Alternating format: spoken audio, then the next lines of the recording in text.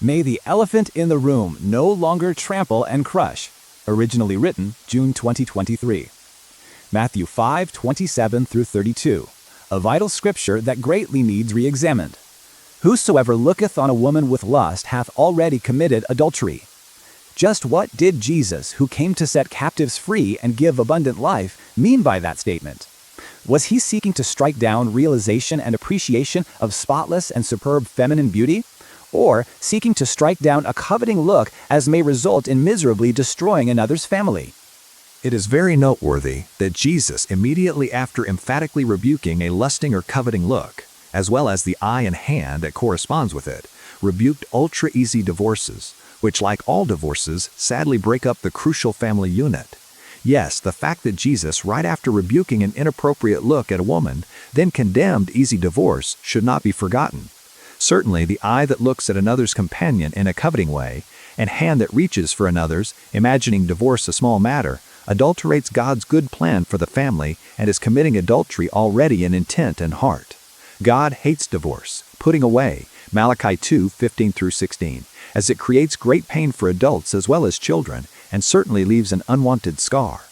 Although Jesus in Matthew 5:27-32 was emphatically seeking to bless and protect the family unit, and therewith was rebuking all behavior as leads to adultery and divorce, many take this scripture as mostly a strike against feminine beauty, and count Jesus' real emphasis to vividly condemn all appreciation for splendid and unscathed feminine beauty other than one's spouse, with all such adultery of the heart.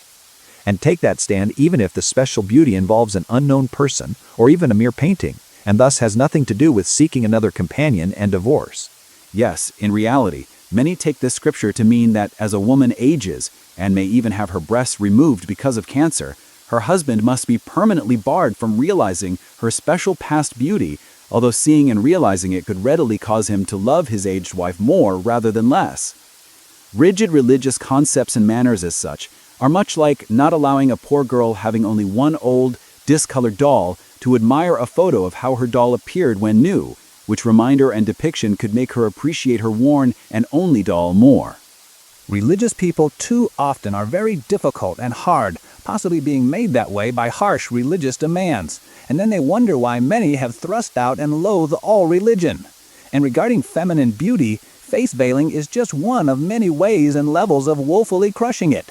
And yes, God at Valentine's 2019 vividly portrayed how blind many religious people are about Valentine's matters, providing an image of a creature with a locked mind, closed eyes, and big mouth, a mouth expert at defending mistaken religious teachings of every sort. And even further, regarding Christ's statement that a lustful look is akin to adultery, mistaken and harsh concepts thereabout have created bitter expectations and frustrations in marriages and instigated grievous divorces, being exactly what Jesus was trying to prevent. And yes, too many in their harsh anti-sex and beauty traditions seem to completely overlook how the Israelites, when David was near his death, sought the most beautiful young woman in the land to be as another wife to help restore his health, and seem to completely overlook that God bluntly told David he gave him his numerous wives, and further said he would have given him such and such, and seem to have forgotten that famous Queen Esther replaced a queen thrust out for not showing her beauty to the king's guests, and further somehow overlook the explicit feminine display of Song of Songs, as well as many other biblical things. And may we rather seek out what they might still mean in our day. And yes, God greatly cares about this subject and has sent a great abundance of miracles to encourage what here is written. God's perfect law of liberty and truth that makes free is quite different than harsh commandments of men influenced by doctrines of devils that disallowed marriage and much more. Having had a great concern on this subject for over 20 years, about a year ago, I sought to share my concerns with a special teacher and evangelist who presented Matt 5:27-32 with the concept that all realization or admiration of immaculate and unscathed beauty other than technically your spouse is an evil lust equal to adultery, and further insinuated that most all were guilty of such and that such was destroying the church. I felt so bad about this, as for so many years I was oppositely seeking to set people free from such harsh religious accusations and to break down painful and pitiful religious walls and imprisonments.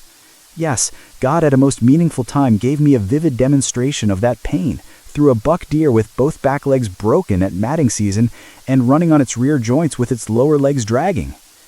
Although my plea that he would reconsider his harsh view never received a reply, about a month afterwards God allowed him to be falsely accused and imprisoned, and somehow has been imprisoned ever since.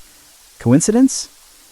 Our God greatly cares about this subject, and yes, greatly cares about the millions and possibly billions of unfortunate people wrongfully accused, imprisoned, and guilt-ridden on these matters, and may we in no way further that darkness and pain.